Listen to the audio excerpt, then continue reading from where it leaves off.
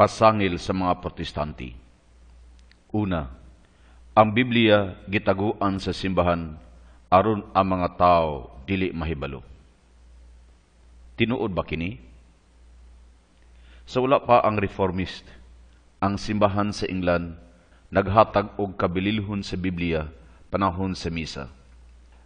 Gani si Saint Irenaeus of Smyrna nga karon gitawag og Izmir of Turkey, ang Archbishop of Lyon sa France sa tuig 175 AD. Nagaauhag sa katawhan pagbasa sa Biblia dungan sa pari diha sa simbahan. Sa makonsiho sa simbahan, ang Ebanghelyo kung dili man ang tibok Biblia gibalaan sa konsiho sa Nicaea sa mga tuig 325 AD. Gibutang sa trono sa emperador sa malingkuranan para lamang sa mga obispo aron ang tanan makakita. Mao gihapon ang gibuhat didto sa konsiho sa Hatfield sa England niadtong September 17 tuig 680. Diin ang Ebanghelyo gibutang sa dungganong lugar.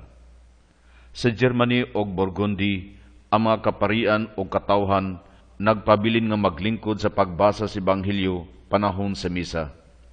Busa si Papa Anastasius sa mga tuig 399 to 401 Annum Domini, mipakanaog og dekreto nga panahon sa pagbasa sa Ebanghelyo nga ang tanan mutindog og muduko uban sa pagtahod samtang naminaw sa pulong sa Ginoo. Gawas niini ang mga kaparian umulon sa paghubad. Tungod niini ang synod sa Syria sa mga tuig 405 Annum Domini nagdili sa pag-ordinar sa mga tao nga walay hibang kaagan sa kasulatan. Ang konsiho sa Hierapolis mga tuig 445 Annum Domini mipakanaog og dekreto nga ang katawhan dili lang mosulod sa simbahan aron maminaw si Biblia nga gibasa kung dili mo balaan usab sa simbahan o sa pulong sa Dios. Ikaduha nga pasangil, ang Biblia wala gihubad sa simbahan sa lingwahe sa mga tao.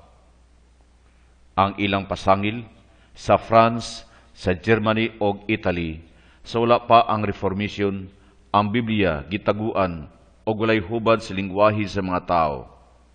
Ang simbahan nagdumili nga ang Biblia mahubad. Diha na sa pag-abot sa mga reformers nga ang Biblia nahubad. Si Martin Luther naghubad sa tibok Biblia ngadto sa German o kini gihubad usab ngadto sa lain-laing lingwahe sa Europa. Tinuod ba kini nga pasangil? Ang unang non-Catholic version mao ang kang Martin Luther nga gihimo sa mga tuig 1522 to 1530. Pero angen nga mahibaw-an nga wala pa ang kang Luther nga hubad, daghan na ang hubad sa Biblia ngadto sa German nga hinubad gikan sa Hebreo, Greek ug Latin. Ang hubad ni Faust na printa sa Mainz sa tuig 1462. Ang kang Bimler nga taga Augsburg, ang iyang hubad na printa sa 1467.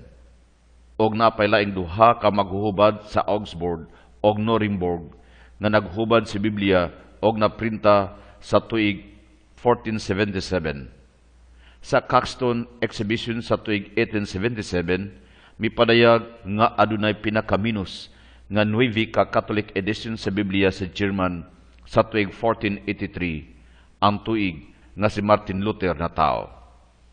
Si Calvinist David Clement nagsulti nga adunay pinakaubos nga 16 ka edisyon nga hubad sa wala pa ang 1522. Usa sa Strasbourg, 5 sa Nuremberg og napulo sa Augsburg. Adunay 3 ka Catholic editions nga naprinta sa Wittenberg sa 1470 og sa 1483 og sa 1490. Dito sa Augsburg, adunay usa ka Catholic edition. Kining upat ka Catholic editions gisgutan ni Sickendorf, ang biographer ni Luther. Adunay laing Catholic edition sa Lower Saxon o giprinta sa Lubik sa 1494. Usa sa Bohemian Slavic sa Frigg sa 1488 nga gisgutan ni Westwood sa iyang Paleografia Sacra Pictoria. Kining Biblia gireprinta sa pinakaubos nga 3 ka beses. Sa Kotna sa 1498, sa Venice sa 1506 o sa 1511. Sa ato pa sa wala pa si Luther maghubad, aduna nay pinakaminos nga 33 ka Catholic editions nga naprinta na. Didto sa France, sa British Museum, adunay Villiers manuscript nga hubad sa France nga nakita sa tent of King John the Good sa mga tuig 1319 to 1364. Adunay French nga hubad sa bag-ong tugon sa 1478 ug lain pangduha sa 1487. Og ang katapusan niini miagi og 16 ka editions sa wala pa ang 1547. Sa Italy, si Archbishop Giacomo a Buraghini sa Geneva milang nga aduna nay hubad sa unang bahin sa 13th century. Daghan kayo ang printed editions o ang usa nini mao ang edition sa 1471 nga giprinta sa Venice o sa Roma. Sa wala pa ang translation ni Luther, ang hubad ni Monk Nicolas Millerini miagi na og 13 ka editions. Sa Espanya, sa wala pa ang panahon sa pagprinta, ang Biblia gihubad na ngadto sa daghang lingwahe sa naglainlaing probinsya. Si Alphonse the Wise sa mga tuig 1221 to 1284 naghubad si Biblia ngadto sa Castilian. Si Boniface Ferrer naghubad si Biblia sa dialect sa Valencia sa tuig 1405. Sa Flanders, si Jacob Meilan naghubad si Biblia sa wala pa ang 1210 og ang protestanteng Arsobispo Osiers naghisgot nini. Ang Bodleian Library sa Oxford adunay kopya sa hubad nga gihimo sa 1472. Sa dihang napopularize na ang pagprinta, daghan kayo ang hubad ang nanggawas sa lain-laing lugar. Cologne, 1475. Delft, 1477. Gouda, 1479. Antwerp, 1515. Ug daghan pa. Sa Pulan, sa sugo ni Santa Hedwig, ang asawa sa Jugilon, Duke of Lithuania, sa mga tuig 1350 to 1434, ang Biblia nahubad ngadto sa Polish. Sa maong panahon, si Andrew Jesuit nagproduce og second version sa mando ni Saint Bridget of Sweden sa tuig 1302 to 1373. Naghubad si Biblia ngadto sa Swedish. Sa Iceland, sumala ni astronomer Jonas Anagrimos, disipulo ni Tycho Brahe, nga dunay hubad nga gihimo sa tuig 1279. Daghan kayong hubad sa Biblia ngadto sa Arabic, Syriac, Ethiopian, Armenian ug daghan pa ang nahubad ngadto sa Chinese ug Indian dialects nga gihimo didto sa Roma sa panahon si Luther naghimo siyang hubad.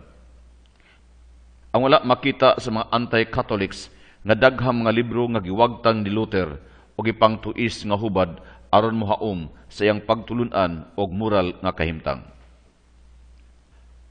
Ang ikatulong pasumangil sa mga Protestante nga walay English Bible sa wala pa si John Wycliffe. Og mauni ang ilang pasangil.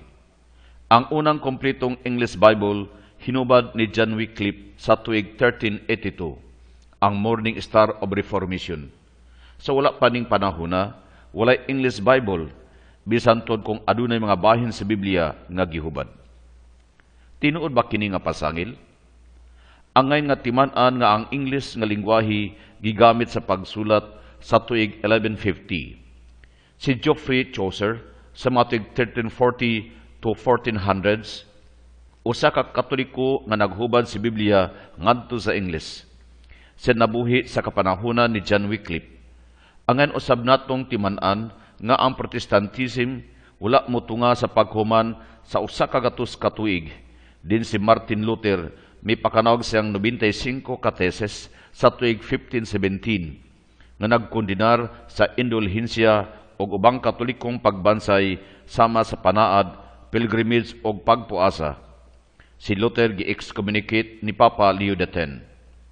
Si Archbishop Ozer sa mga tuig 1581 to 1656, usa ka protestanteng arsobispo sa Armagh sa Ireland ug dili higala sa mga Katoliko, mipadayag nga ang unang English Bible migawas sa 1290 og kini mga usa ka gatos ka tuig sula pa si Wycliffe og ning bahina ang England Katoliko pa. Sulod sa 500 ka tuig gikan sa 1150 to 1579 sa kapanahonan ni King Stephen ngadto kang Elizabeth, adunay mga usa ka gatos English translation. Si Venerable Bede sa mga tuig 672 to 735 og si Hari Alfred sa mga tuig 848 to 879 mihubad sa pipila ka bahin sa Biblia, Exodus, Buhat sa mga Apostoles ug ubang mga libro ngadto sa Anglo-Saxon. Ang ikapat nga pasangil sa mga Protestante nga ang simbahan nagdili paghubad sa Biblia aron ang katawhan magpabilin sa pagkaulipon. Tinuod ba kini nga pasangil? Ang punto sa simbahan dili ang pagpugong sa paghubad kundi ang hinubad ihatag sa awtoridad sa simbahan aron masusi kung maayo ba pagkahubad. Si Papa Innocente III nagsulat sa tuig 1109, din siya nag-ingon nga ang mga obispo sa Mitch nagaingon nga daghang katawhan gusto makasabot sa Biblia. Naghubad si Ebanghelyo, mga sulat ni San Pablo, mga salmo, ang Moralia nga maong libro ni Pope Gregory the Great sa mga tuig 590 to 604. Ang tumong sa paghubad aron makasaysay og makasangyaw. Ang ilang kaikag sa pagsabot sa Biblia ang ngayon nga daygon og dili ikondinar. Apan adunay pipila ka mga tawo nga gisaway tungod sa ilang sekretong panagtigom, din ilang giangkon ang katungod sa pagsangyaw.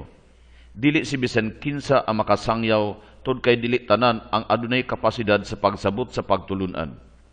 Wala gikondinar ang paghubad sa Biblia, ang gikondinar mao ang paghimo og hubad sa tumong nga heretical og ang mga tao matudluan sa mga sayop nga doktrina. Ang ikalima nga pasangil sa mga Protestante mao, ang simbahan nagdugang og mga libro nga apokripa sa Biblia sa Council of Trent. Tinuod ba kini nga pasangil? Ang Council of Trent wala magdugang og mga libro sa Biblia nga gitawag sa mga Protestante og apokripa. Hinuon ang mga reformers may nagtanggal sa mga 7 ka libro sa Biblia nga naanadaan sa sinugdanan pa. Ang Council of Trent igo lang nag-ila og nagduso sa doktrina sa simbahan og nagmantala nga kini mga libruha kabahin sa Biblia og kini kinahanglan nga magpabilin. Sa tinuuray ang simbahan sa ikapat ka siglo officially nag-ila og nagdawat sa mga libro. Ang Council of Trent igo na lang nagpukaw sa posisyon sa simbahan kaniadto. Ang King James Version adunay 73 ka libro kaniadto. Apan sa dagan sa kapanahonan giwagtang ang 7 ka libro nga giila nga apokripa. Ang Great Bible sa 1539 sa iyang pasiuna mikutlo sa sulti ni Jerome nga kini mga libruha maayo nga ipataas pero dili authoritative. Ang Geneva Bible sa tuig 1560 midason og dugang nga kini mga libruha dili gamiton sa paghimo og doktrina pero gamiton isip tuburan sa informasyon sa kasaysayan o gamiton sa pagtudlo sa kinabuhing Dios nun. Ang Bishop's Bible naghatag og uluhan apokripa pero wala nagbutang og madaotang mga pulong niini. Usa sa mga tawo nga nagproduce sa King James Version sa mga tuig 1611 nga nimong Arsobispo of Canterbury mipakanaog og dekreto nga ang tanan mo produce og English Bible nga wala ang apokripa pagaprisuhon sulod sa usa ka tuig. Si Frederick Kenyon nakapanhiid nga ang apokripa tungod kay sa tuig 1590 pipila ka kopya sa Geneva Bible migawas nga walay apokripa. Sa tuig 1629 mo gihapon ang hitabo sa King James Version ubos sa pagdani sa mga Puritans. Ang opisyal nga panlantaw sa simbahan sa England gipadihag diha sa 39 articles nga ang ubang mga libro sumala sa gisulti ni Jerome may tungod sa apokripa, ang simbahan kinahanglan nga mubasa isip panig-ingnan sa kinabuhi og pagtudlo sa maayong pamatasan pero dili gamiton aron paghimo og doktrina. Diha na sa 19th century nga ang apocryphal books gitanggal. Ang National Bible Society sa Scotland mipaklaro nga kung kini mga libruha dili nilamdagan isip pulong sa Dios, ang kwarta dili usikan sa pagprinta ni ini isip kabahin sa Biblia. Kini misumpaki sa British and Foreign Bible Society nga miduso sa paggamit sa pundo sa pagprinta sa Apokripa. O sa 1827, ginahinay sa King James Version ang pagtanggal sa apocryphal books. Dili di ay ang simbahan nagdugang og mga libro kay naaman kini mga libruha sa sinugdanan pa, kundi ang mga Protestante mao ang nagtanggal sa maong mga libro. Ang English Revised Version migawa sa 1885 nga wala nay apocryphal books, pero sa pagka 1894 ilinapod giapil pagprinta ang apocryphal books. Ang Revised Standard Version nga migawa sa 1952 walay apocryphal books, pero tungod sa hangyo sa Geneva Convention sa Protestant Episcopal Church niya ng tuiga, sa katapusan ilang giaksyonan ang ilang kakulangan o ilang giapil ang apocryphal books sa 1965. Si Professor Edgar J. Godspeed of the University of Chicago nagpopularize sa apocryphal books ngadto sa mga Protestante sa pag-apil niini o kini naapil gayod sa pagprinta sa An American Translations, The Complete Bible sa tuig 1939. The New English Bible, New Testament, migawas sa 1961, pero ang complete nga version niini migawas sa 1970 nga adunay apocryphal books. Nakayon kita karon nga ang apocryphal books mibalik sa mga Protestanteng Biblia. Unsay atong reaksyon sa apocryphal books?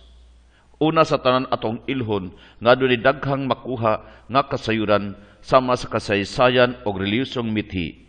Kita miila nga kini mga libruha angayan nga tun-an og dili wagtangon. Kung kini mga libruha walay lugar sa Biblia, nganong napaman kini sa bang Protestanteng Biblia.